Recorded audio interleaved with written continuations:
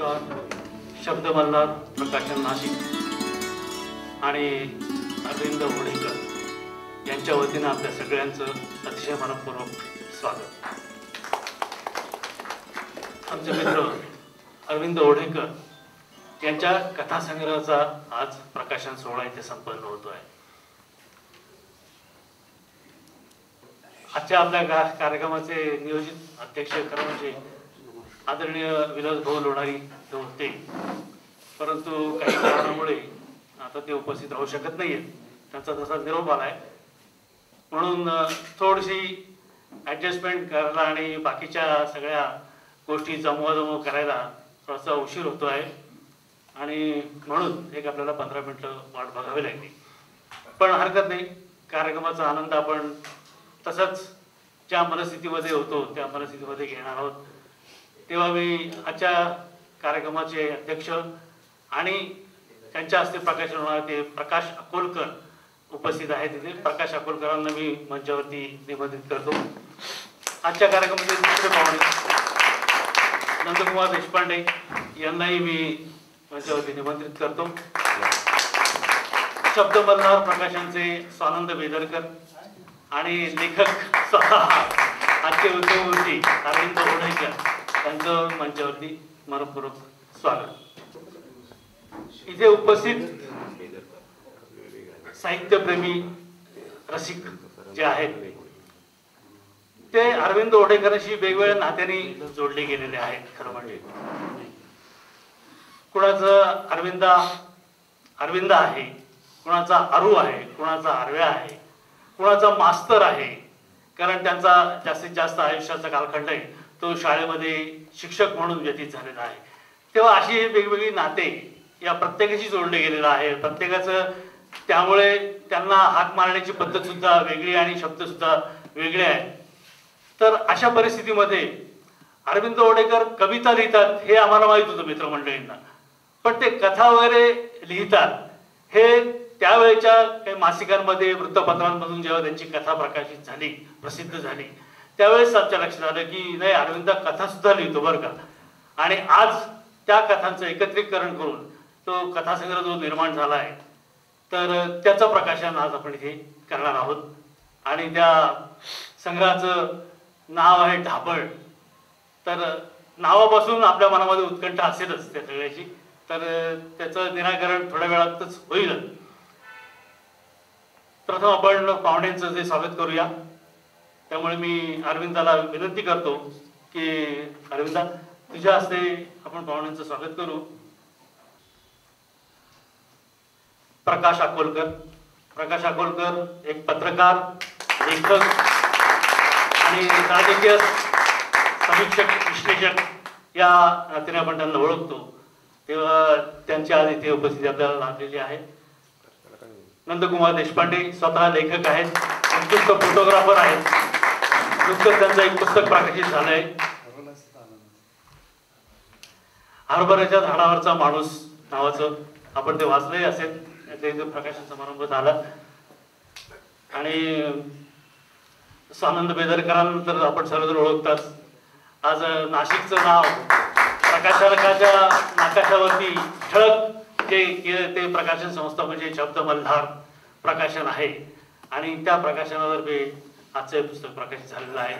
तेव्हा मी स्वानंद बेदरकरांनाच विनंती करतो की त्यांनी या कार्यक्रमाचं प्रास्ताविक करावं आणि आपल्या सगळ्यांचं स्वागतही करावं.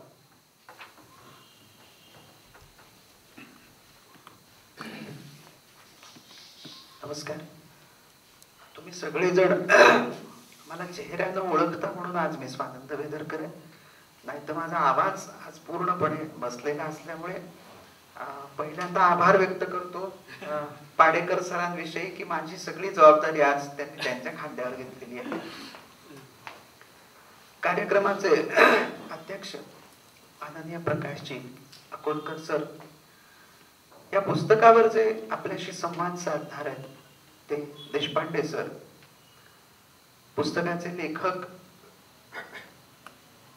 आमचे मित्र, कारण मित्र या शब्दामध्ये बरंच काही सामावलेलं आहे म्हणून आमचे मित्र ओढेकर सर आणि आपण सगळेजण. शब्द मल्हार प्रकाशन यंदाचं वर्ष हे दशकोत्सव साजरा करत आहे. 10 वर्ष झाली आहेत शब्द मल्हारला. आणि या 10 वर्षांमध्ये जे जे काय पुस्तकं आम्ही केली तर त्या बऱ्याच पुस्तकांची चर्चा झाली. सगळी नावं आता इथं घेत नाही, पण पहिला जो कथासंग्रह प्रकाशित झाला त्या कथासंग्रहाला राज्य शासनाचं उत्कृष्ट वाङ्मय निर्मितीचं पारितोषिक. आणि आज या दशकोत्सवातलं जो कथासंग्रह आपल्या समोर प्रसिद्ध होतोय तो ढाबळ नावाचा कथासंग्रह.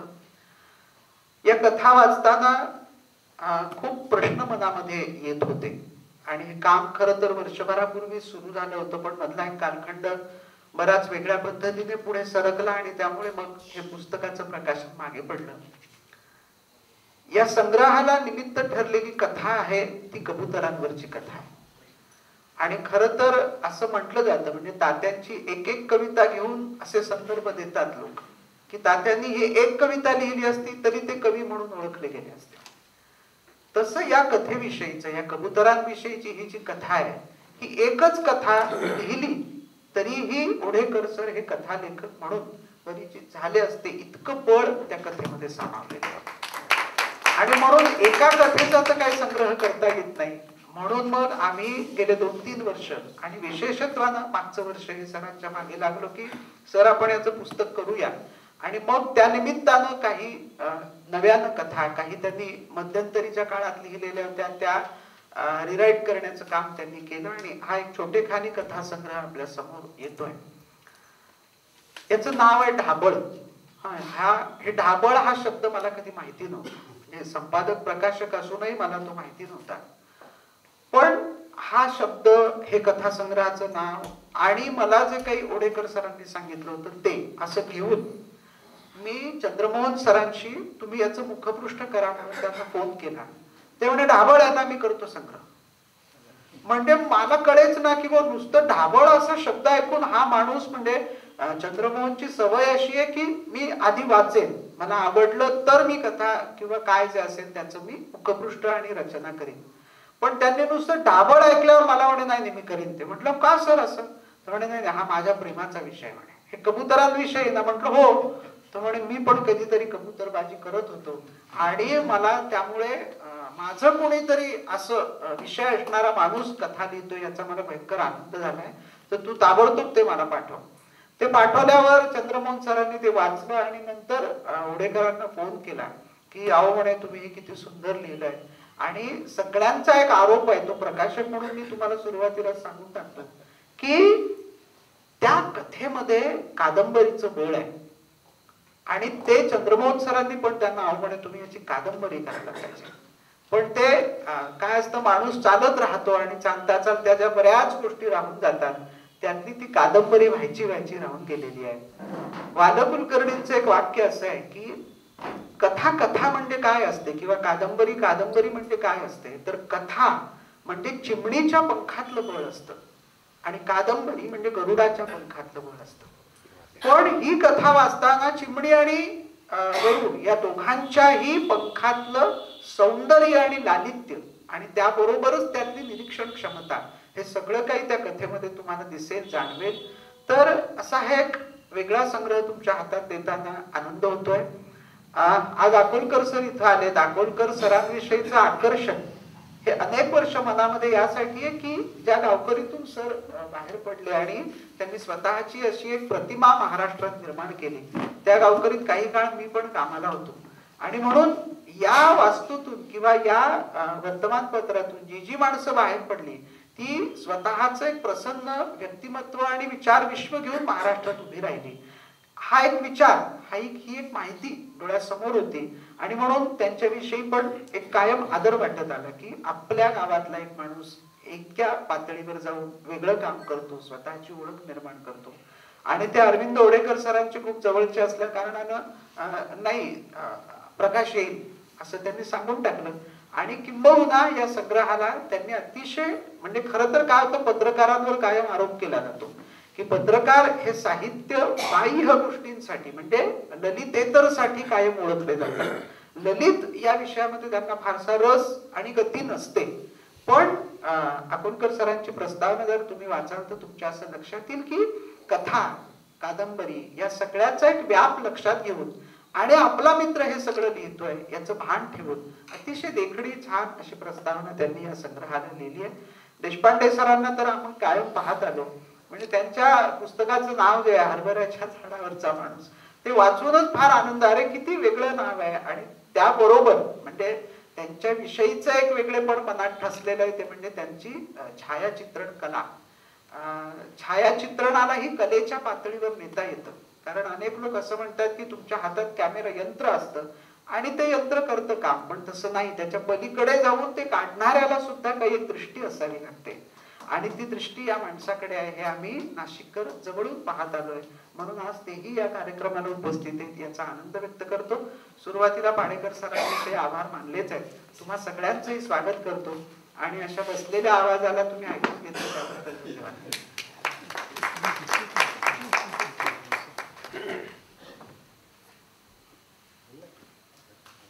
आपल्या शब्दमल्हार प्रकाशनाला आज इतका नावलौकिक प्राप्त झालेला आहे महाराष्ट्रामध्ये की ते पुस्तक म्हणजे प्रेक्षणीय तर असतंच, तुम्हाला आकर्षून घेणार तर असतं, परंतु त्यातले कंटेंट जे असेल, त्यातला जो मजकूर म्हणजे कविता असो, गद्य असो, पद्य असो, तर तेही आपल्याला आकर्षून घेणारं असतं, नेहमी असतं.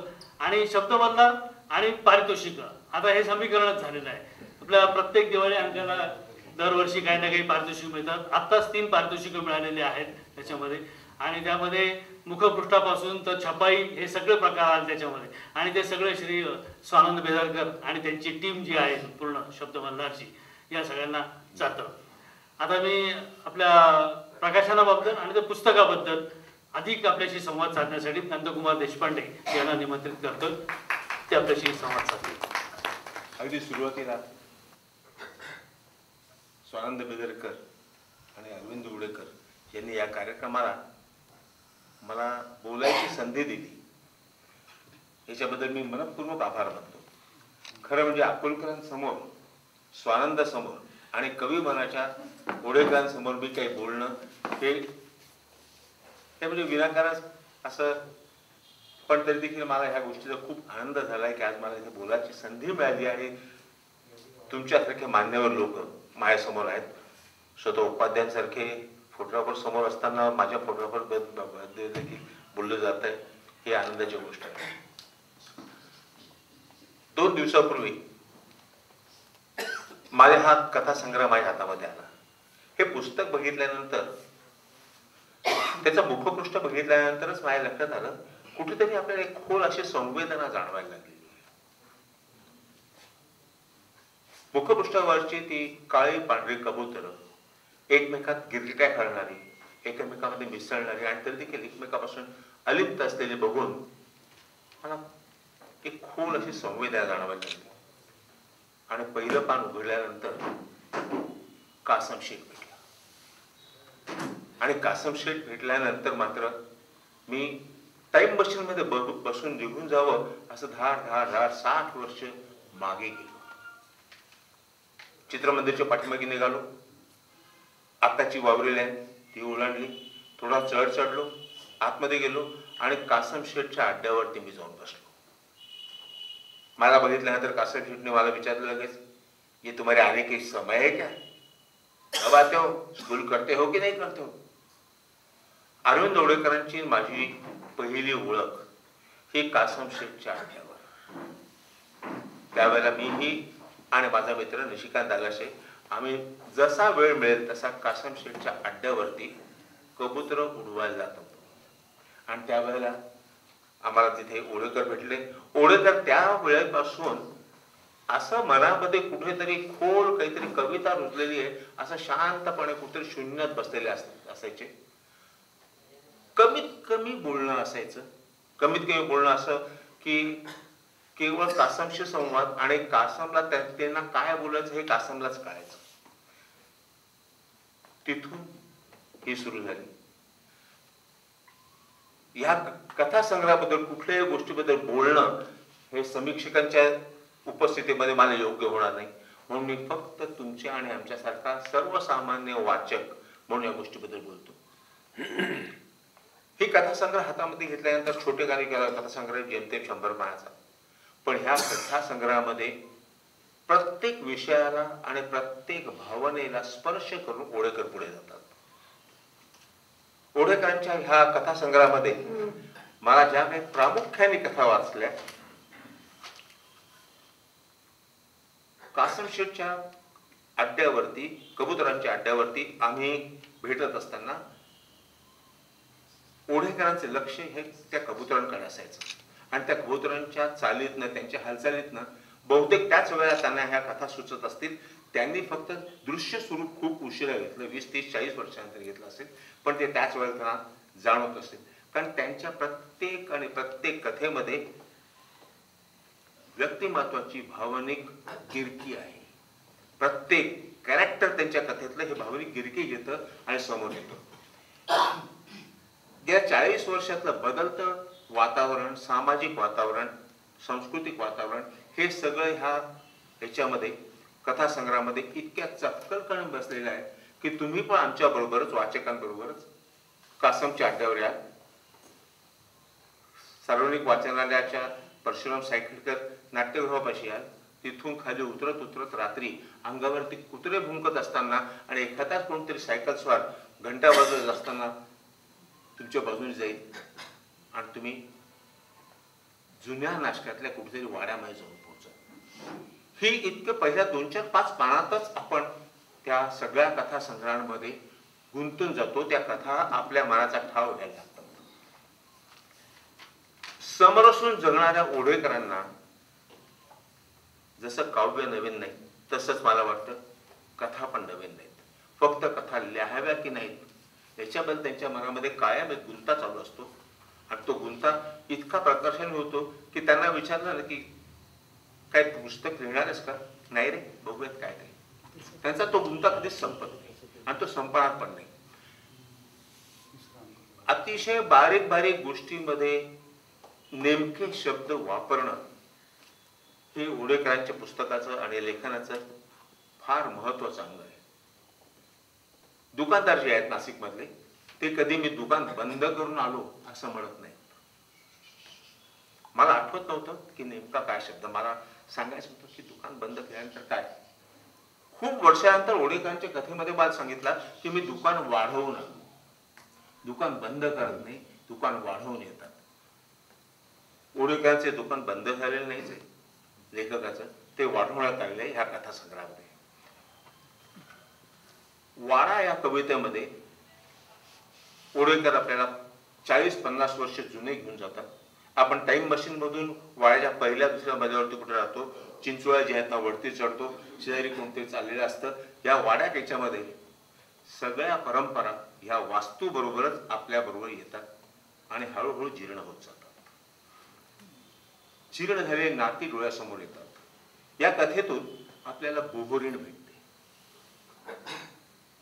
कपडे देऊन समोर त्या पाठीमध्ये असलेल्या स्टीलच्या भांड्यांबद्दल घासाघीस करणारी आई, आजी, मावशी, काकू, शेजारी ह्या सगळ्या भेटतात.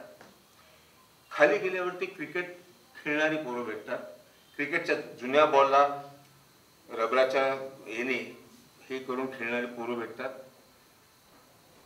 बॉल कुठतरी गेल्यानंतर एकमेकावरती दूषण देत बसलेली मित्र भेटतात.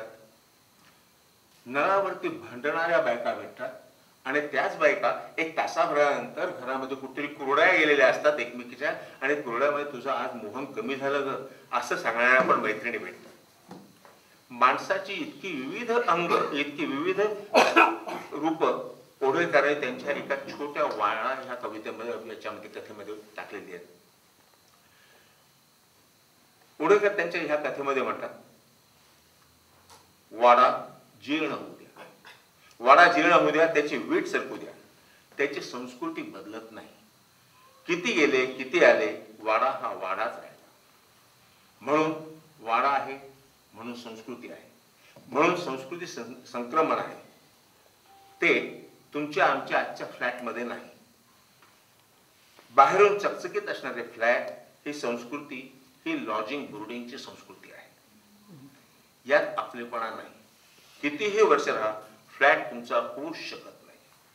फ्लॅटमध्ये संवाद संपतो, संस्कृती थंड होऊन जाते. ही जी शब्द आहेत ही वाडा आणि आजचा आपला राहण्याचा फ्लॅट ही 2 मिनिटांमध्ये आपल्या समोर आणते. हा वाडा त्यांनी किती प्रकारे दाखवलाय आणि कुठल्या माणसांची कुठली व्यक्तिमत्व दाखवले आणि आपल्याला त्या वाड्याच्या पायरीपासून ते अगदी अंतरंगात कुठे घेऊन गेलेत. या वाड्यामध्ये आपल्याला गणपती उत्सवामध्ये वर्गणी मागणारी मुलं भेटतात, वर्गणी देताना घासाघीस करणारे शेजारी भेटतात. अरे आम्ही तर काय तो टेबल टॉप दिलेला आहे कार्यक्रमाला, आम्ही कशाला वर्गणी देऊ असं म्हणणारे आणि वाद घालणारे भेटतात. त्याच वेळेला ते वर्गणी न देणाऱ्या व्यक्तीची टिंगल टवाळे गंमत जमत करणारी पोरही भेटतात. आणि त्याहीपेक्षा सगळ्यात शेवटी हातामध्ये कमरेल देऊन घेऊन परसदारी जाणारी माणसं पण भेटतात. ह्या इतक्या विविध प्रकारे माणसं एकाच कथेमध्ये ओढेकरांनी इतकी छानपैकी सामावली की आपण 50-60 वर्ष जुने जातो आणि त्या वाड्यामध्ये होऊन जातो. अनामिक ही आणखीन एक ओढेकरांची कविता कथा. या कथेतून रात्री पायी भटकताना 60-70 वर्षापूर्वीचं गाव समोर येतं. या गावातल्या गल्ल्यांमधून उन्हाळ कुत्री आपल्याला अंगावरती भुंकत असतात. या कथेत मजनू येतो आणि मजनू ही आपल्या मनामध्ये एक अनामिक ओढ निर्माण करतो. त्याला आपण कुठतरी बघितलं हे आपल्याला जाणवत राहतं, कायम जाणवतात त्याला आपण कुठतरी बघितलंय. हा आपला परिचयाचा आहे. तो आपल्या मनामध्ये एक भीती निर्माण करतो. कुटुंबात जड झालेल्या व्यक्ती त्या सोडून दिलेल्या असतात. ही एक सामाजिक पिंच आपल्या मनामध्ये येतो आणि हा अनामिक आणि हा मजनू शेवटी आपल्याला या संस्कृतीचं विदारक चित्रण डोळ्यासमोर ठेवतो. 3 ध्रुव ही आणखी एक त्यांची कविता.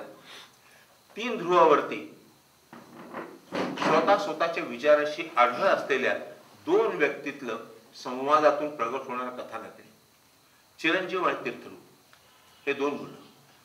आमचे तीर्थरूप वेगळे आहेत आणि चिरंजीव वेगळे आहेत. आणि त्याचबरोबर कथेमध्ये न येणारं पण कथेमध्ये कायम अस्तित्व असलेलं एक समाजसेवकाचं होऊन गेलेलं अस्तित्व आहे. हे 3 ध्रुवावरचे तिन्ही लोक आपल्याला त्यांची मनोवृत्ती दाखवतात, जडणघडण दाखवतात.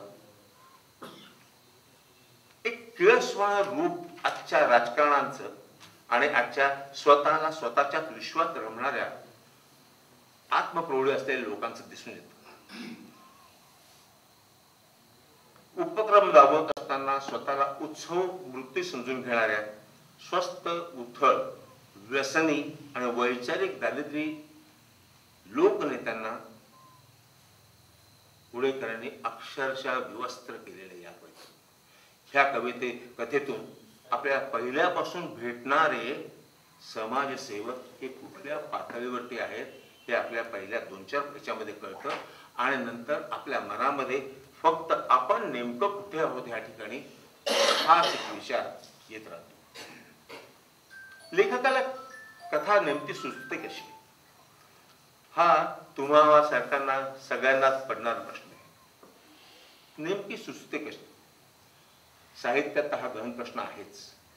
कथाकाराच्या कथेतील पात्र ही त्यांनी कुठेतरी बघितलेली असतात. स्पष्ट अस्पष्ट कुठेतरी तो धागादोरा असतो आणि त्याच्यावरती लेखक ते कॅरेक्टर तयार करतो. मग एक कॅरेक्टर तयार केल्यानंतर त्यांना अनुषंगाने आणखीन कॅरेक्टर्स येतात. ती कदाचित त्याच घटनेतली त्याच गोष्टीतली असतात असा भाग नाही, पण वेगवेगळ्या ठिकाणून येणारी कॅरेक्टर असतात आणि मग हळूहळू एक कथानक तयार होतं. ढोबळमान सांगायचं तर कथा ही निर्माण होत नाही, कथा ही लिहिली जात नाही. कथा ही ते जे आपण बीज किंवा कॅरेक्टर खूप वर्षांपूर्वी बघितलेलं असतं, मनामध्ये खोल रुतून राहिलेलं असतं, ते एक वेगवेगळ्या स्वरूपामध्ये आणि व्यापक आकारामध्ये तुमच्या आमच्या समोर येतं. त्या घटना व्यापक आकारामध्ये तुमच्या आमच्या समोर येतात. 10-12 वर्षापूर्वी स्लमडॉग मिलियनर हा एक चित्रपट येऊन गेला.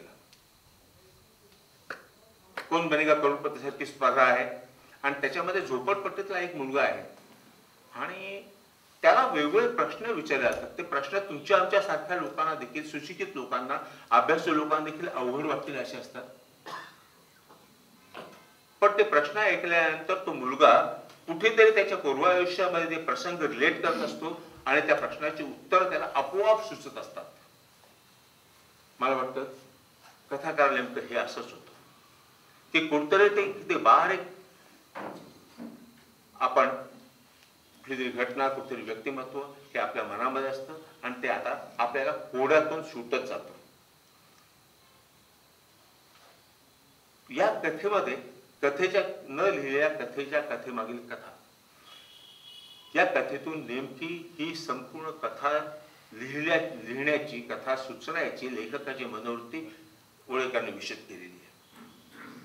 भावना एखाद्या कथानकावरनं वन लाईन स्टोरीवरून, वन लाईन घटनेवरून कथा कुठे लिहिता येते, कशी ती वेगवेगळ्या प्रकारे प्रगट होते हे या कथेतून आपल्याला कळतं.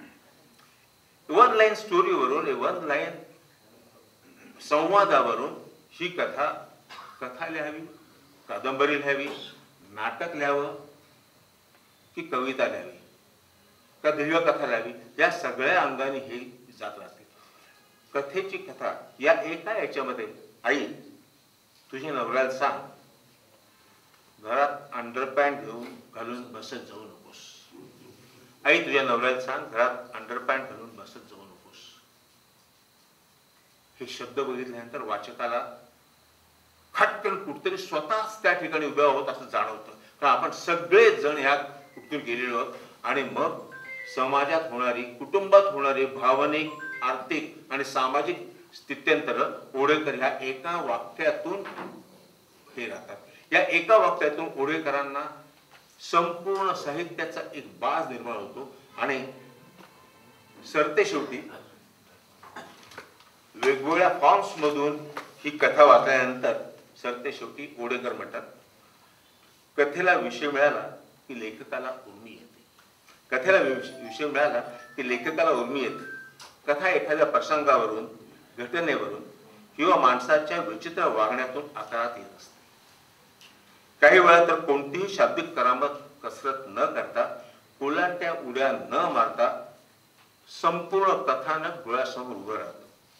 मग ते कसंही उलट पलट केलं तरी कथेला कोणतीही बाधा येत नाही. एखादं वाक्य कथेला विषय देऊन जातं, सांगाडा तयार होतो आणि लेखनाला सुरुवात होते. ही जी लेखनाची प्रक्रिया आहे ही इतक्या सुंदरपणे या कथेतून ओढेकरांनी मांडली आहे ते मला वाटतं हे नवोदित लेखकांसाठी एक ट्युटोरियल म्हणून साबित व्हावं. या अशा कथामधून आपण जात असताना या सगळ्या कथांना 4 चांद लावले आहेत.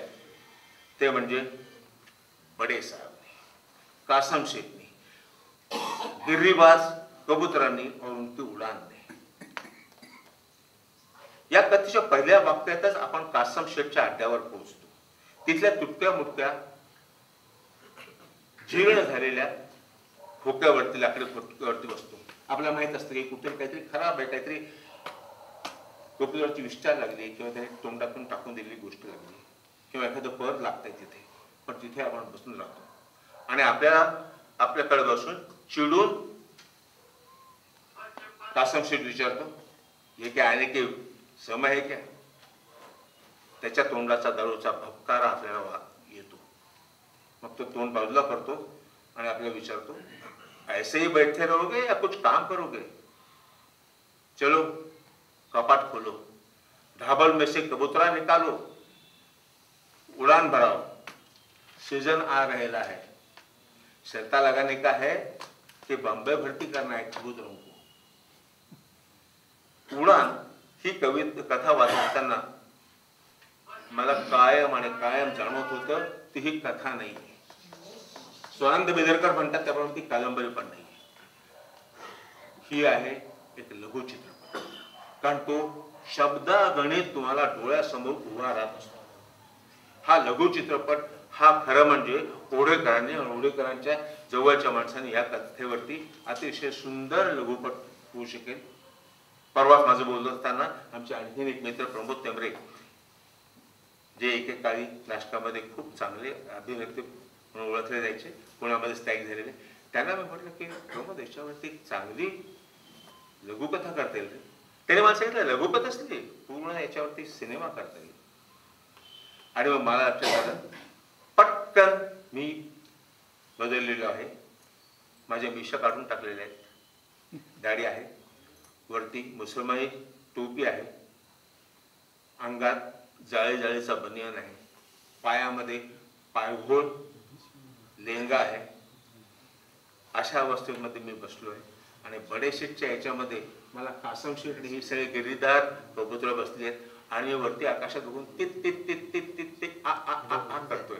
ही सगळी कथांची कबूतर एका वेळेला माझ्याकडे येत आहेत आणि हे वाचत असताना हा कथा संग्रह मला संपतो.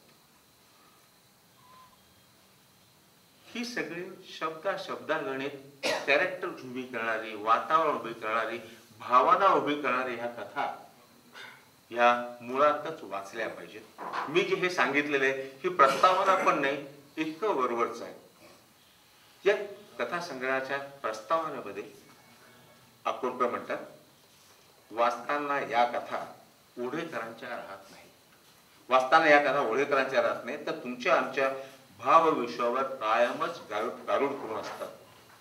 शिवाय शब्दातून वाचकाला पुनःप्रत्ययाची अनुभूती देत असतात. शेवटी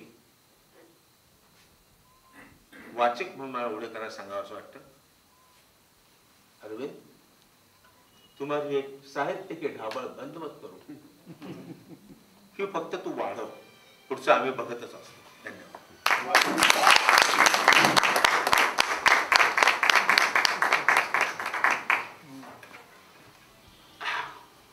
धन्यवाद नंदू. मी मगाशी सांगितल्याप्रमाणे नंदू उत्कृष्ट छायाचित्रकार असल्यामुळे कॅमेऱ्यातून तो आपल्याशी संवाद साधतोच, पण तो लेखकही असल्यामुळे शब्दांमधून देखील आपल्याशी संवाद साधत असतो. त्यामुळे त्याने आपल्या एकंदरीत आपल्यासमोर जो तो कथासंग्रह ठेवला आहे अरविंदाचा, अतिशय योग्य आणि नेटक्या शब्दांमध्ये ठेवला. यानंतर लेखकाचं काय म्हणणं आहे या सगळ्या बाबतीमध्ये हे ऐकायला आपण सर्व उत्सुक आहात आणि ते जाणून घेणं मला वाटतं जास्त महत्त्वाचं आहे. अरविंदा, याची निर्मिती ही सगळी कशी झाली, एकंदरीत या सगळ्या कथा कशा काय तू शब्दबद्ध केल्यास आणि नक्की त्याच्या मागची प्रेरणा काय आहे हे सगळं आम्ही जाणून घ्यायला उत्सुक आहोत.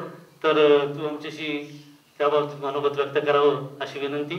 अरविंद ओढेकर. सर्व मित्र वगैरे आणि आज माझ्यासाठी खास स्थानापन्न इथे खुर्चीवर झालेली मंडळी जी आहेत ती गंमत अशी आहे की जर 60-70 वर्षापूर्वी नाशिक पर्यंतचा आपण जर भाग पाहिला तर ती वाडा संस्कृती होती, पण वाड्याच्या बाहेर जायची परवानगी आपल्याला पालकांकडनं मिळायची नाही. पण प्रत्येक कुटुंबामध्ये बंडखोर मंडळी असतात. त्याच्यामध्ये मी आणि माझा आज उपस्थित असलेला माझा भाऊ जो आहे, आम्ही दोघं जण असे होतो की आमच्या बाकी इतर भावांपेक्षा आम्ही जरा बेशिस्त होतो. त्यामुळे आम्ही गल्लीत वाढलो. वाड्यात तर होतच राहत, पण आम्ही गल्लीत वाढलो. आणि एकदा गल्ली म्हटल्यानंतर त्या काळातली गल्ली जर म्हटली तर त्याच्यामध्ये इतके विविध रंग आपल्याला दिसतात. पण आपण गल्लीत सामील झालो तर आपल्याला काहीतरी मिळतं, पण आपल्या खिडकीतून गल्लीतली मजा पाहत बसलं तर आपल्या वाट्याला काहीही येत नाही. आणि जगायचं कसं याचा एक वस्तुपाठ जो आहे तो पूर्णपणे वाडा आणि गल्ली यातूनच आम्हाला मिळतो. या कथांची निर्मिती ही सगळा हा जो भाग आहे, पहिले माझ्या कवितांचा शिक्का मारलेला आहेच, परंतु कथेची गंमत अशी आहे की एक जर साधारणपणे 70-72चा काळ जर आपण पाहिला की कोणतीही त्या काळातली व्यक्ती अशी सापडणार नाही की ज्यांनी पुस्तक वाचलं नसेल, ज्यांनी स्टेजवरती काम केलं नसेल, ज्याच्या घरामध्ये शास्त्रोक्त गायन वगैरे नसेल. असं नाहीच. गल्ली मुळामध्ये कुठे जरी पाहिलं तरी ते वातावरण इतकं अप्रतिम होतं की त्याचा न कळत परिणाम प्रत्येक कुटुंबावरती झालेला होता आणि आमच्या सरकारवरती तो जास्त, कारण आम्ही चबडबे होतो, सगळ्या ठिकाणी जात होतो आणि जे म्हणून आम्हाला मिळवता येईल, जे आत्मसात करता येईल ते आम्ही करत होतो. आणि त्याच वेळेस आमचे कॉलेजचे वर्ष सुरू होते. माझं सुदैव असं की मला खूप चांगले मित्र मिळाले, आजपर्यंत मिळत आहेत. थोडेसे बंडखोर असतील, थोडे इकडच्या तिकडच्या वाटेने जाणारे असतील आणि दुसरे जे असतील ते पुस्तकाबरोबर आमच्याबरोबर थोडी बंडखोरी करणारे पण असतील. त्याच्यातला एक अध्यक्ष म्हणून आम्ही बसवलेला आहे तो प्रकाश अकोलकर. अत्यंत सुसंस्कृत अशा घरामधलं वातावरण कसं असतं ते मला पहिल्यांदा तिथे अनुभवायला मिळालं होतं. याच्या घरामध्ये मी पहिल्यांदा पाऊल टाकलं त्यावेळेस एक पुस्तकांचंच घर होतं संपूर्णपणे. म्हटलं विद्वान म्हणजे काय असतं हे मला त्याच्या घरात अनुभवायला मिळालं आणि त्याच्या खोलीमध्ये त्याचं विश्व पाहायला मिळालं की एका बाजूला रेकॉर्ड प्लेअर आणलेला आहे, एका बाजूला भाऊ मुंबईला असल्यानंतर चित्रपटाविषयीचा तो एक एक भाग सांगतोय. हे काहीतरी म्हटलं वेगळं काहीतरी आपल्या हाताशी लागतंय. आणि दुसऱ्या बाजूला आमची कबूतरबाजी चालू होती. हे असं पॅरलल होतं. एका बाजूला कबूतरबाजी, एका बाजूला शाळेमध्ये शिकणं, कुठेतरी अकोलकरांकडनं काही पुस्तकांचं वाचन चाललेलं असताना ते कानात संस्कार व्हायचे. वाचनालयामध्ये जाऊन आम्ही ते पुस्तक शोधायचो, त्याच्यावर चर्चा चालायच्या. तेव्हा अकोलकरांनी आम्हाला एक प्रश्न विचारला, का तुम्ही हे पण वाचतात का? अकोलकर आम्ही वाचायला लागलो हो म्हटलं. असं काय करता, थोडी तरी संगतीचे गुण लागायलाच पाहिजे ना. तर ते संगतीचे गुण म्हणजे एक चांगले जे होते ते आम्हाला त्यामुळे लागलेले होते. आणि माझ्या गल्लीतले असंख्य मित्र असे होते की जे शाळेत कधी गेले नाही पण जगणं काय असतं ते मला मात्र शिकवलं. पुस्तकातलं श्यामच्याही वाचणारे पुष्कळ असतील हो, पण त्या नुसत्याच हलणाऱ्या भावना वगैरे नाही. अगदी वस्तुपाठ द्यायचा म्हटल्यानंतर की यातनं माणूस उभा कसा राहतो, अगदी गरीबातला गरीब माणूस असेल तो उभा कसा राहतो ते मला तिथे अनुभवायला येत होतं. त्याच वेळेस कुसुमाग्रजांची कविता ही पाठ्यपुस्तकामध्ये होती की जी गरिबांचा कैवार घेणारी कविता तिथे आम्हाला. हे असं सगळं रसायन असल्यानंतर काहीच परिणाम होणार नाही का? होणार ना. आणि तो परिणाम जो झाला तो कसा शब्दबद्ध करायचा, तर काही काळ मी इंग्रजी साहित्याच्या सहवासात आलो आणि त्याच्यातला नेमकेपणा जो असतो, कथानक काय हे नेमकेपणा जो आहे कसं कमीत कमी शब्दामध्ये पकडायचं ते त्या 2-3 वर्षाच्या काळामध्ये मला मिळालं.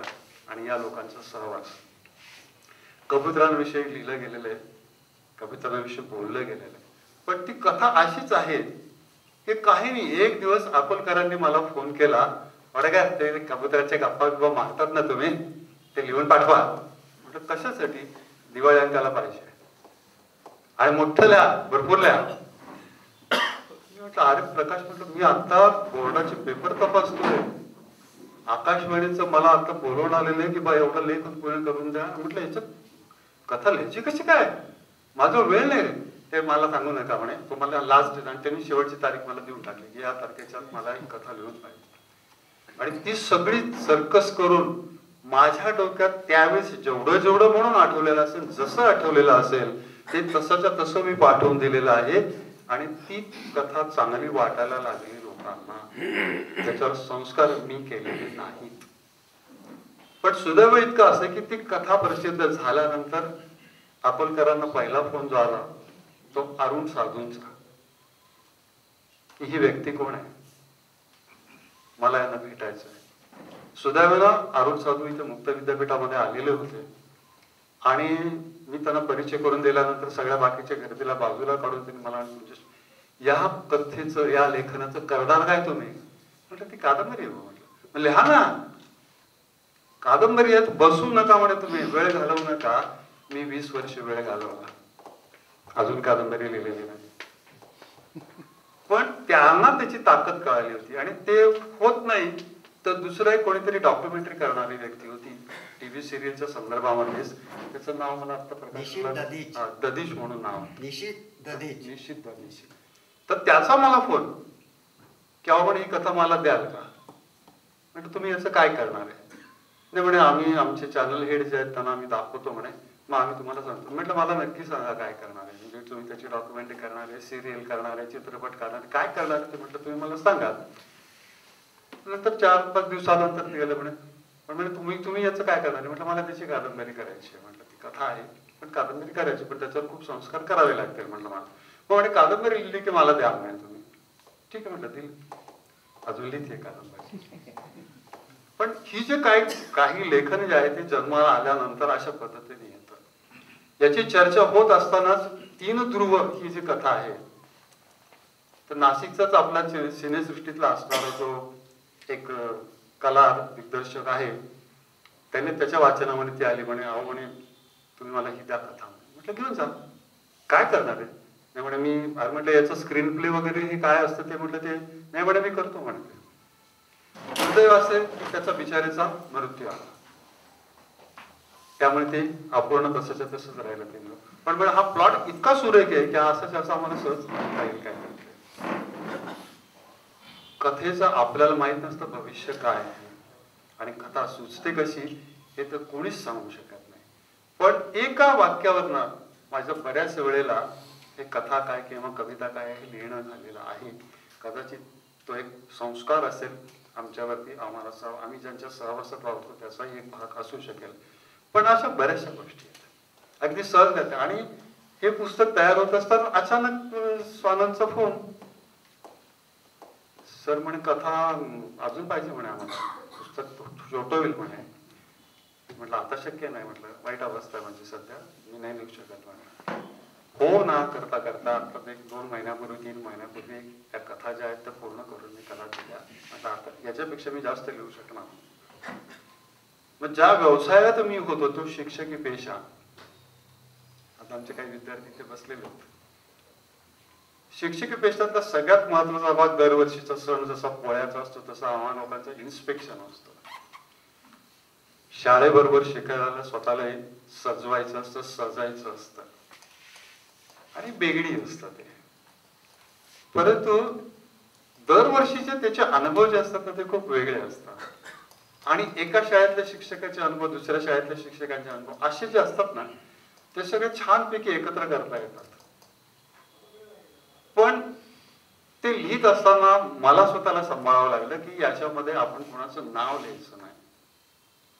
कारण नाव कोणाचं जरी घेतलं तरी त्या व्यक्तीला राग येण्याची शक्यता आहे. आणि शिक्षक लगेच तिथे सत्याग्रह करून मग सुरुवात होईल. मग त्या शिक्षकांना, विद्यार्थ्यांना आणि पदाधिकाऱ्यांना बाकडे, खुर्च्या अशा पद्धतीने मी ते नाव दिले. विद्यार्थी म्हणजे बाकडे, त्याला काय कोणी कुठे हलवायचं, कुठे काय करायचं त्यांना कोण काय करत, त्यांचे काही जरी कोणी नव्हतं. मुख्याध्यापक म्हटलं की गुबगुबीत खुर्ची आणि इन्स्पेक्शनला येणारी जी मंडळी ती सरकारी खुर्ची.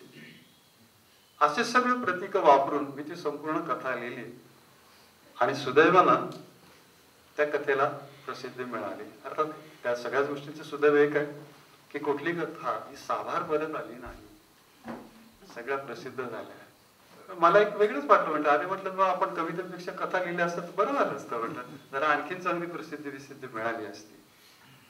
परंतु तो तसा मला लेखनाचा कंटाळा प्रचंड असल्यामुळे खूप मोजक्या कथा माझ्या सापडल्या. मला जेवढ्या छापील होत्या तेवढ्याच आहेत, बाकीच्या हाताने लिहिल्या होत्या त्या कुठे कुठे कशा कशा गेल्या हे मलाही माहित नाही. त्याच्यातल्या बऱ्याचशा चांगल्या कथा असतील कदाचित, परंतु स्वानंद जो माझ्याकडे जो मागे लागलेला होता ते मला लागावं लागलं नसतं. तेवढ्या कथा नक्कीच होत्या.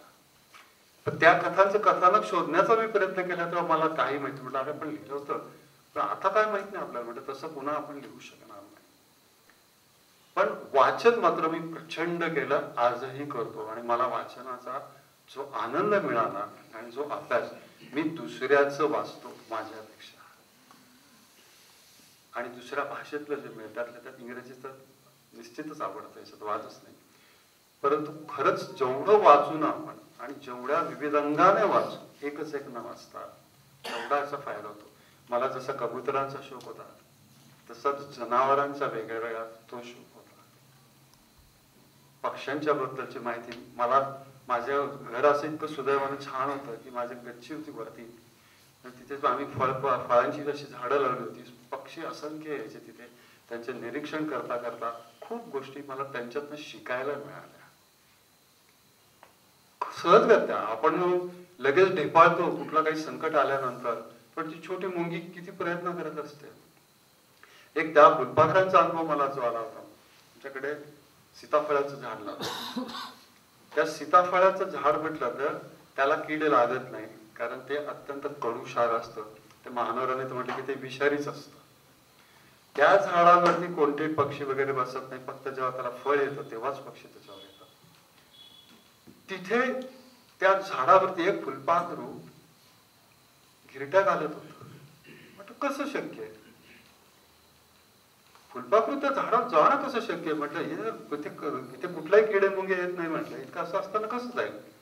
मी निरीक्षण करून पाहिलं जवळ जाऊन, तेव्हा त्या झाडावरती एक पांडगुळ होत आणि त्या पांडगुळाची पानं जी होती त्या पानावरती फुलपाखरांनी अंडी घातलेली होती. आता मला तुम्ही सांगा की हे कुठलं शिक्षण आहे? कोणत्या इयत्तेमध्ये फुलपाखरू होतं? त्याला काय शिकवण, कोणी त्याला शिकवण दिलेली, काय शिकवण दिलेली आहे? ही अक्कल जी आहे ना, ही आपल्याला प्राणी पक्षी प्रचंड प्रमाणामध्ये देतात. आणि आम्ही आमची भटकंती जी असायची त्या भटकंतीत हा अनुभव प्रचंड घेतलेला आहे. संपूर्ण नाशिक पालथं घातलेलं होतं त्या काळातलं. कुठल्या गल्लीतनं कुठे निघायचो, कुठे काय करायचो. आणि बऱ्याच वेळेला आंदोलन करून आम्ही स्मशानात गप्पा मारायला जायचो, कारण तो एवढा एकदा छान निवांत वेळ होता. ते गाडगे महाराज धर्मशाळा जी आहे तिथे अशी एक मोठी चक्री होती, पवन चक्की. तो वरती त्या कट्ट्यावरती आम्ही तासंतास गप्पा मारत बसायचो.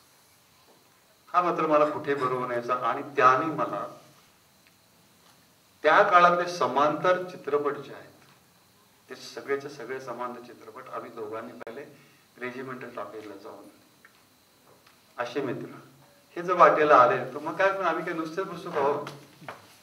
आमचा जो मित्र परिवार होता तो कदाचित होता याच्यामध्ये नावं सांगेल त्याची. आज ती सगळी मंडळी जर पाहिली तर कुठे ना कुठे त्यांच्या क्षेत्रात मोठीच आहे.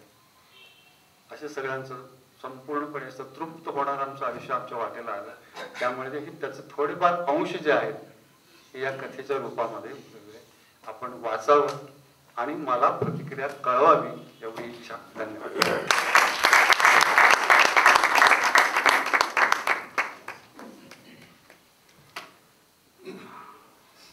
हे होतं लेखकाचं मनोगत. कथा कुठून जन्म येते, त्याचं बीज काय असतं, सगळं काही आपल्या डोळ्यासमोर त्यांनी उभं केलेलं आहे. आणि हे खास आतून आलेलं त्यांचं होतं की विषय आपुलकीचा, आत्मीयतेचा हा संवाद होता. 1985 साली अरविंदाचा पहिला काव्यसंग्रह आला उन्हरंग. त्यानंतर डिसेंबर 18 मध्ये, डिसेंबर महिनाच, आणि 2018 त्याचा दुसरा काव्यसंग्रह आला निरर्थकाचा जागर. आणि आज कथासंग्रह प्रकाशित होतो आहे. डिसेंबर महिनाच आहे. आपल्यासारखे रसिक सगळे श्रोते उपस्थित आहेत या आनंदाच्या क्षणी. कविता झाली, कथा झाली, आता कादंबरीचं स्वप्न आहे. आणि तो एक मोठा प्रोजेक्ट आहे. त्याच्यावर खूप चर्चा नेहमी आमची प्रत्येक भेटीमध्ये होतेच. त्याच्या मागे प्रकाश तर असतोच, नंतर आमचे स्वानंद बेदरकर असतात. सगळेजण नेहमी सांगत असतात की ते कादंबरी पूर्ण कर. तर आनंद खास तुझ्यासाठी एक छोटासा शेर.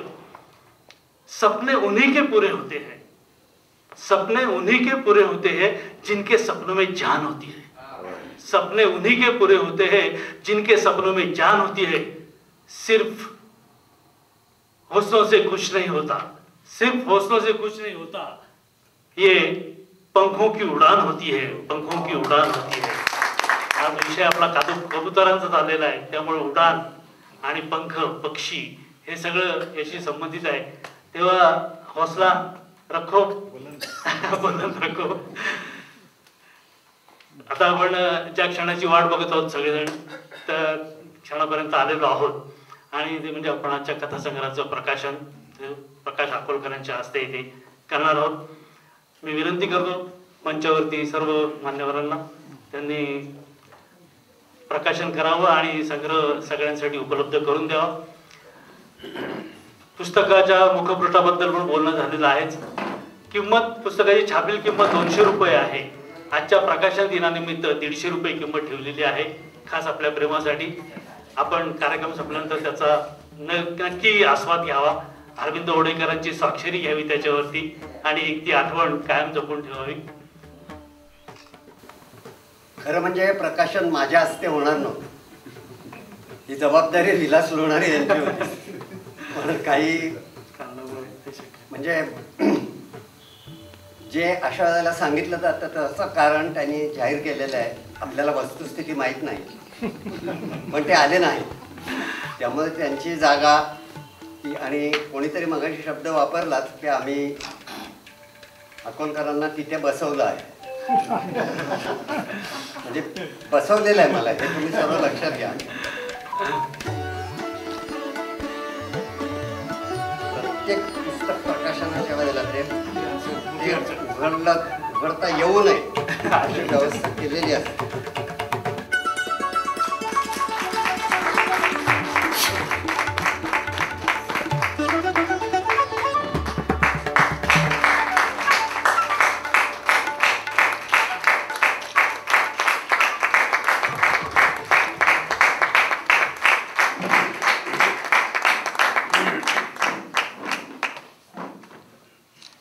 धन्यवाद प्रकाश.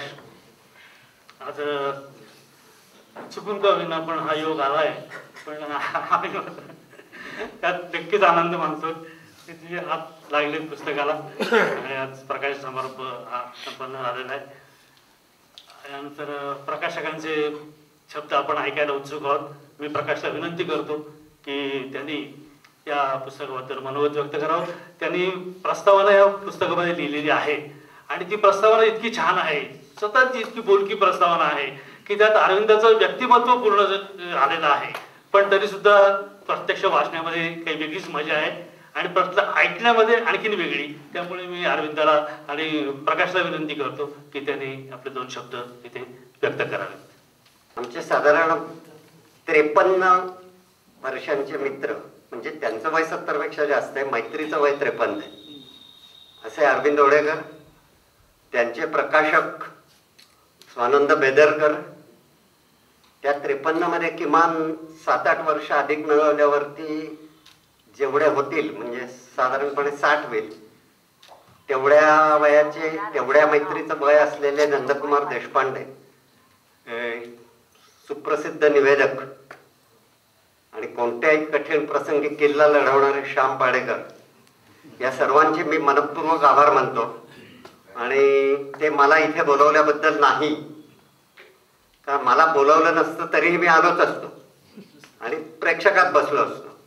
या सर्वांचे मी मनापासून आभार मानतो की इथे प्रत्येक वक्त्याने किमान 5 वेळेला ढाबळ असा शब्द उच्चारला, पण ढाबळ म्हणजे काय हे सांगितलं नाही, ते त्यांनी माझ्यासाठी मोकळं ठेवलं. ज्या कबुतरांचा उल्लेख झाला त्या कबुतरांचा अड्डा आपल्यापैकी बहुतेकांनी किमान दुरून तरी बघितलेलाच असेल. कपाटामध्ये एक एक कबूतर संध्याकाळनंतर त्यांना स्वातंत्र्य देऊन बाहेर झाल्यानंतर त्यांना ज्या पेटीमध्ये एक एक कबूतर बंद करून ठेवता येतं त्या पेटीला ढाबळ म्हणतात. हे सांगण्याची संधी त्यांनी माझ्यासाठी खुली ठेवली, त्याबद्दल संपूर्ण व्यासपीठाचा मी आभारी आहे. आता पुढचा मुद्दा की आज तरी निदान मान्यवर कथाकार ओडेकर असा काय अहोरावत उल्लेख करायचा का, तर त्याचं उत्तर मला आज सकाळीच नरेंद्र चपळगावकर, जे या ट्रस्टचे पूर्वी कुसुमाग्रज स्मारकाचे संबंधित होते, मग अध्यक्ष होते, त्यांनी देऊन टाकलं. त्यांचं वय 80 पेक्षा जास्त आहे. आणि सुधीर रसाळ यांना अलीकडेच साहित्य अकादमीचा पुरस्कार जाहीर झाला, त्या सुधीर रसाळांवर त्यांनी लेख लिहिलाय आणि त्यांनी लेख लिहितानाच सांगितलं की आमची मैत्री इतकी जुनी आहे की मी त्याला प्रत्यक्षात बापूच म्हणतो आणि मी बापू म्हणूनच. तसं पहिल्यांदा सुरुवातीला पाडेकरांनी सांगितलं की प्रत्येक जण याला वेगवेगळ्या लोकांनी म्हणतात. काही आमचे विशिष्ट प्रकारचे मित्र त्याला मास्तर म्हणतात. अत्यंत घाणेरडा शब्द आहे मास्तर हा म्हणजे आणि तितकाच घाणेरडा शब्द खरं तर सर पण आहे, पण मास्तर हा फारच म्हणजे ह्याचा आहे. माझे हा नंदू देशपांडे जो आहे तो कायम त्याचा उल्लेख फोनवर बोलताना अरविंदा असं करतो. त्याचं नाव अरविंदा नाही, त्याचं नाव अरविंद असं आहे, पण तो अरविंदा करतो. मी कायम त्याला अरू असंच म्हटलं. या मोबाईलमध्ये पण त्याचा नंबर अरू याच नावाने लिहिलेला आहे. या प्रस्तावनेचा चा उल्लेख इथे झाला आणि त्याच्यात असं एक वाक्य आहे की बदलत्या काळाचा त्याच्यावर बराच परिणाम कसा झाला. या 50 वर्षामध्ये रफली 50 वर्षाचा कालखंड जर पकडला तर 50 वर्षाचा अशासाठी पकडावा म्हणतोय की माझ्या प्रस्तावनेबद्दल कितीही माझी स्तुती इथे झाली असली तरी मुळात मी काही समीक्षक नाही. म्हणजे कोणीतरी इथे मला मी समीक्षक आहे असं सांगितलं, मी बिलकुल समीक्षक नाही. मी तटस्थपणे बघणारा पत्रकार आहे. तर मी जेव्हा 50 वर्ष म्हणतो तेव्हा त्याला एक महत्व आहे, कारण 75 साली या देशात इंदिरा गांधींनी आणीबाणी लादून व्यक्ती स्वातंत्र्य, अभिव्यक्ती स्वातंत्र्य याच्यावर निर्बंध आणले होते. पण तितकीच त्यांना लोकशाहीची पूज होती, त्यामुळे त्यांनी 2च वर्षात निवडणुका घेतल्या आणि पुन्हा आपल्यासाठी सगळं स्वातंत्र्याचे दरवाजे खुले झाले. तिथपासून 2000 पर्यंत आणि 2000 ते 2024 आता संपलं, म्हणजे 25, म्हणून मी 50 वर्षाचा उल्लेख केला. या 50 वर्षात सगळा समाज, भारतीय समाज हा 2 वेळेस बदलला. या 50 वर्षामध्ये पहिल्यांदा भारत बदलला. तुमच्या आता सगळ्यांना हे ताबडतोब लक्षात येईल, कारण परवाच डॉक्टर मनमोहन सिंग यांचं निधन झालं. मनमोहन सिंग यांनी 1991 साली जर आर्थिक सुधारणा राबवल्या नसत्या तर आज आपल्याला इथे गावामध्ये एकही मल्टिप्लेक्स आणि एकही मॉल दिसला नसता. माझ्यासारख्या मध्यम वर्गाचा पगार दणकट वाढला नसता. अक्षरशः दणकट वाढला प्रिंट मीडियात असून सुद्धा. म्हणजे तो प्रिंट मीडियाच्या दृष्टीने तेव्हा खूपच जास्त होता आणि एकूणच मध्यम वर्गाच्या हातात पैसा खुळखुळू लागला. बघता बघता लो इन्कम वाला ग्रुप मिडल इन्कम मध्ये गेला. हे सगळं म्हणजे इट्स अ फॅक्ट. आणि याला सगळ्याला एकटे मनमोहन सिंग जबाबदार आहे. आणि त्यांना त्या काळामध्ये त्यांच्या धोरणांना विरोध करणाऱ्या प्रत्येक माणसाचं, प्रत्येक पक्षाचं सरकार पुढे आलं. देवेगौडा पंतप्रधान झाले, इंदरकुमार गुजराल पंतप्रधान झाले, वाजपेयी पंतप्रधान झाले. कोणालाही त्या धोरणामध्ये तसं मात्र बदल करता आला नाही. भारत बदलण्याचं पहिलं पाऊल स्वातंत्र्यानंतरचं हे 91 साली बदललं गेलं. आम्ही उडेकरांसारखे मित्र सोबत घेऊन ते तटस्थपणे पाहत होतो. उडेकरांनी त्यांच्या मित्र परिवाराचं प्रचंड वर्णन केलं. तो काळ साधारणपणे 70 ते 75 होता.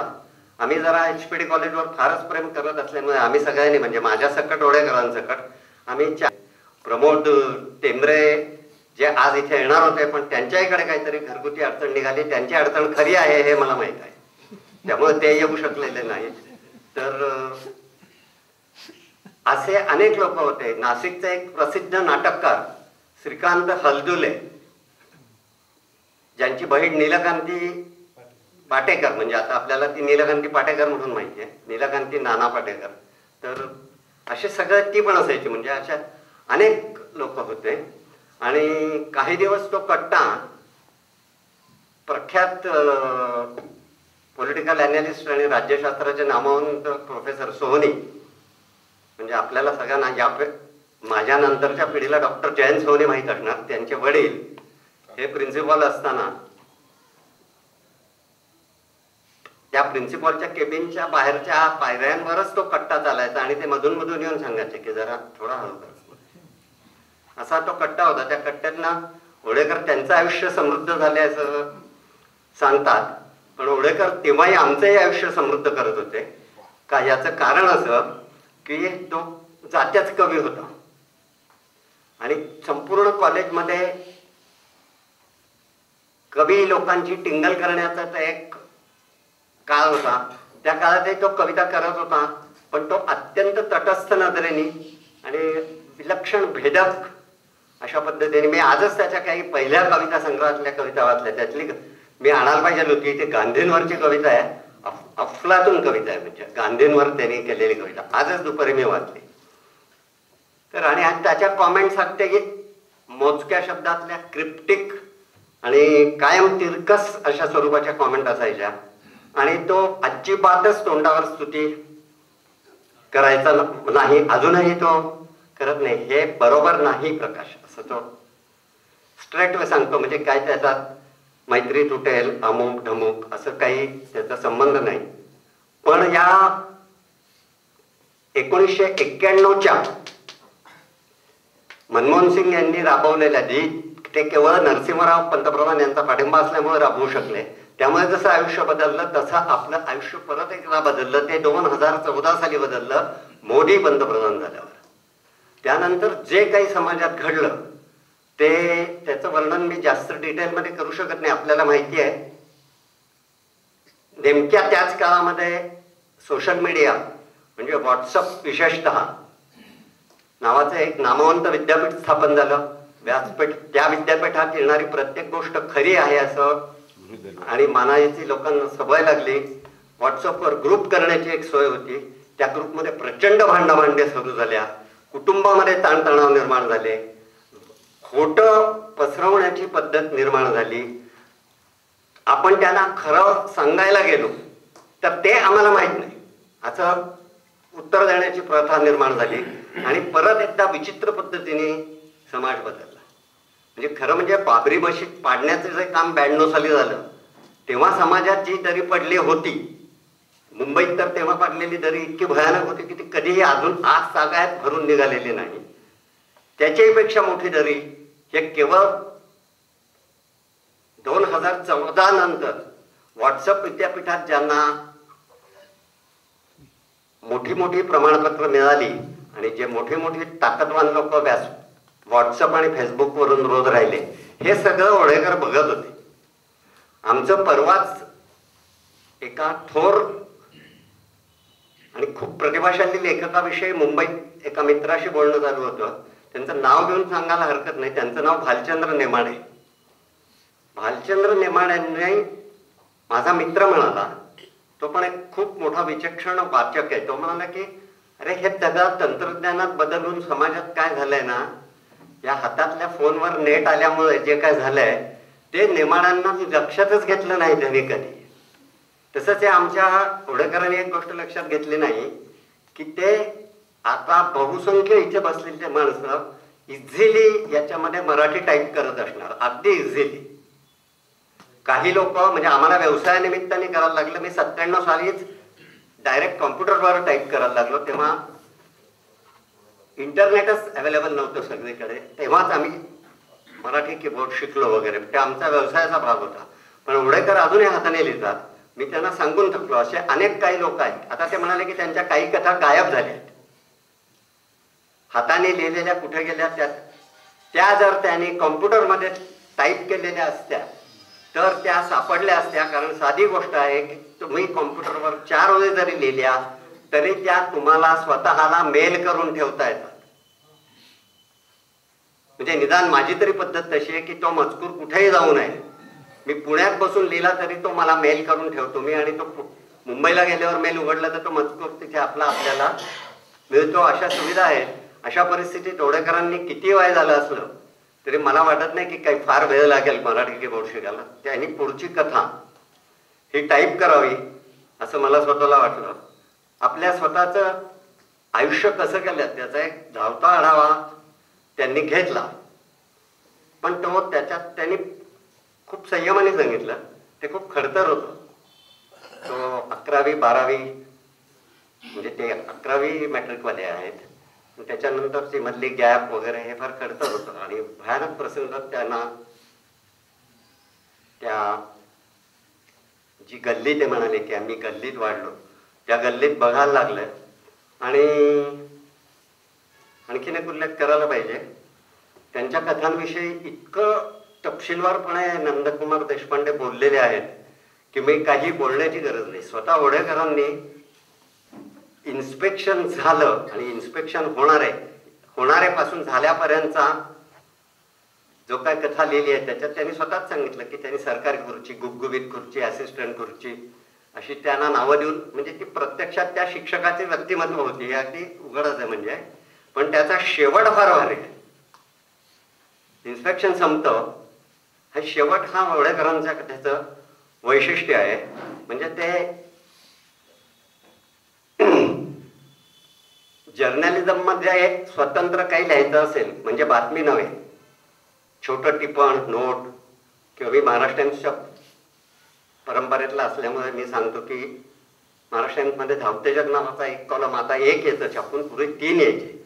ते प्रामुख्याने दिवी गोखले नावाचे खूप ज्येष्ठ सिनियर पत्रकार लिहायचे. त्यांनी एकदा आम्हाला सांगितलं होतं की शेवटचं वाक्य असं आलं पाहिजे की वाचकाला वाटलं पाहिजे की आपण याच्या थोबाडीत मारले. इतकं गोळीबंद शेवटचं वाक्य आलं पाहिजे. घोडेकरांच्या त्या इन्स्पेक्शन या कथेचा शेवट आहे. इन्स्पेक्शन झालं, दुसऱ्या दिवशी शिक्षक वर्गात येतात आणि शेवटच्या बाकावरून आवाज येतो, सर जरा कालच्यासारखं शिकवा. म्हणजे इन्स्पेक्शनच्या दिवशी शिक्षक काय करतात ते त्या एका वाक्यात त्याने आपल्याला कळवलं होतं.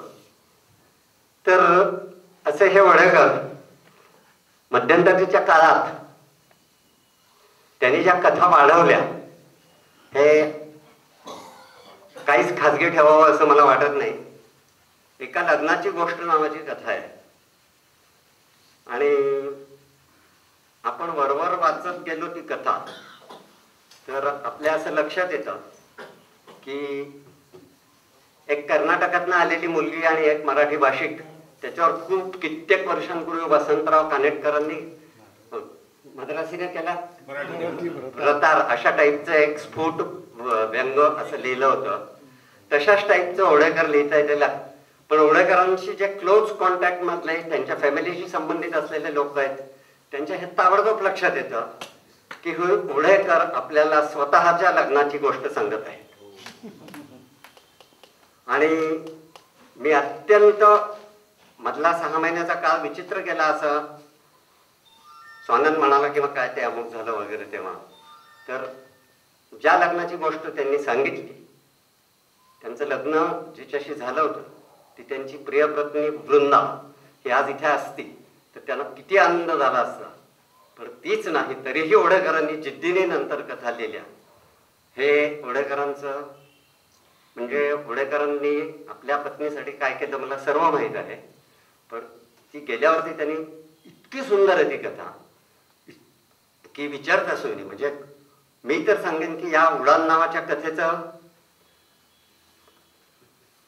बघा ती कबूतर चंद्रमोहन कुलकर्णींनी काढलेली.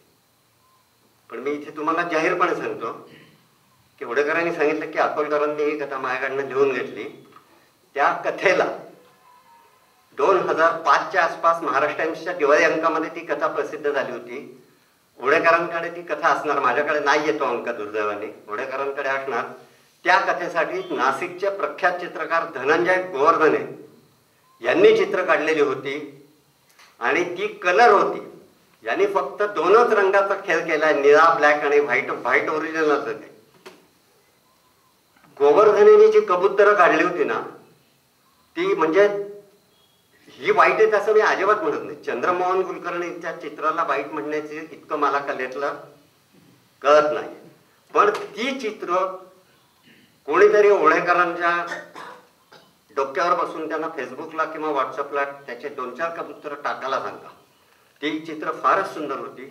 आणि माझ्या आयुष्यातली एक फार मोठी चूक म्हणजे धनंजय गोवर्धन काढलेली ओरिजिनल एवढाले ताव त्यांनी माझ्याकडे नीट व्यवस्थित नाशिकहून मुंबईला पाठवले होते. ती चित्र मी महाराष्ट्र टाइम्समधून निवृत्त होण्याच्या दिवसापर्यंत माझ्या टेबलवर क्युबिकलमध्ये जपून ठेवले होते की शेवटच्या दिवशी आपण ते एक ओरिजिनल चित्र घेऊन बाहेर पडू. मी ती चित्र तिथे विसरलो. हे माझ्या 3ऱ्या दिवशी लक्षात आलं आणि मी 3ऱ्या दिवशी परत महाराष्ट्र टाइम्समध्ये गेलो तेव्हा ते संपूर्ण तो सेक्शन क्लीन करण्यात आलेला होता. आणि तिथे माझ्या जागी आलेला श्रीकांत बोजेवार नावाचा माणूस त्या खुर्चीत बसला होता. बोजेवारला मी म्हटलं इथे तुमचं बरंच काही इथे आहे म्हणाले, पण ती चित्र नव्हती. ती चित्र म्हणजे फारच मोठा ठेवा, मौल्यवान ठेवा मी हरवला असं मला वाटतं. आणि ओढेकरांनी कादंबरी, आता हे मी त्यांना सांगणार पण नाही कारण त्यांनी हे पुस्तक फारच सुंदर प्रोडक्शन या दृष्टीने काढलेले आहे स्वानंदनी. पण एका खूपच मोठ्या प्रकाशकाचा त्यांनी स्वतः मला ओढेकरांनी फोन करून सांगितलं 7-8 वर्षांपूर्वी की खूपच मोठा प्रकाशक आहे ज्याचा साहित्य विश्वात खूप मोठा दबदबा आहे, ज्याचं मार्केटिंग फार मोठं आहे. अशाचा मला फोन आला आणि त्यांनी मला कादंबरी द्यायला सांगितलेली आहे. ओढेकरांनी कादंबरी लिहिली नाही, त्यांनी स्वतःच कबुली दिली की अरुण साधूंनी सांगितलं होतं, अमक्याने सांगितलं होतं, 20 वर्ष झाली त्यांनी कादंबरी लिहावी एवढी मी त्यांना अखेरची विनंती करतो. आणि ती कादंबरी लिहायला सुरुवात करण्याच्या आत त्यांनी कृपा करून मराठी टायपिंग शिकावा. हा, कारण बरं त्याच्यासाठी लॅपटॉप घ्यावा लागतो असं नाही. माझे मित्र आणि बहुतेकांना नाव माहिती असेल, संजीव साबळे हे निवृत्तीनंतर खूप लिहित आहेत. त्यांच्या फेसबुक पेज संजीव JEE असं स्पेलिंग करतात ते, संजीव साबळे. तुम्ही कृपया जाऊन बघा. ते इतक्या वेगवेगळ्या विषयांवर लिहित आहेत. मी त्याला म्हटलं, तू कसं कुठं लिहितो? दिवसाला 2 हातभर लांबीचे अप्रतिम पीस ते लिहितात. तो म्हणाला, सगळं मी या मोबाईलवर टाईप करतो. मला मोबाईलवर टाईप मराठीत जास्तीत जास्त 4 ओळी करता येतात. बरं, सगळ्यांना माहिती आहे की आपण बोललेलं सुद्धा इथे टाईप होतं, हे सगळं माहिती आहे. पण अरुणी कृपया तेवढं करावं. आणि कादंबरी यांनी खूप डिसेंबरच्या आठवणी सांगितल्या, तर आपण डिसेंबर 25 अशी मुदत द्यायला काहीच हरकत नाही. कारण आता ओढेकर हे फारसे नाशकात राहत नाहीत, त्यामुळे त्यांच्या व्यर्थ संध्याकाळी स्मारकातही जात नाहीत. ते पुण्याला कन्याकडे राहतात, त्यामुळे तिथे ते सहज लिहू शकतील. आणि त्यांच्याजवळ श्याम पाडेकरांसारखे त्यांना प्रेरणा देणारे आणि त्यांचे माझ्या इतकेच जवळपास 50-55 वर्षांचे मित्र आहेत पुण्यातच. त्यामुळे श्याम पाडेकर यांनी ती जबाबदारी स्वीकारावी. आणि पुढच्या डिसेंबरमध्ये इथे कादंबरीचे प्रकाशन स्वानांच्या प्रकाशनाचे व्हावे एवढ्या इच्छा व्यक्त करतो. पण मी कथांविषयी बोललो नाही, कारण मला समीक्षक म्हणून टोला मारून नंदकुमार देशपांडेंनी बहुतेक सर्व, मी समीक्षक नाही असं सांगून, आणि मी प्रस्तावना लिहिली, यात विशेष काही नाही. ते माझं कर्तव्य होतं वगैरे मी म्हणत नाही. आणि ती चांगली झाली याचं एकच कारण सांगतं की 40 वर्ष पत्रकारितेत काढली ना, की तुम्हाला कोणत्याही टाईपचं लिहून द्या असं सांगितलं की लिहून देत आहे. धन्यवाद.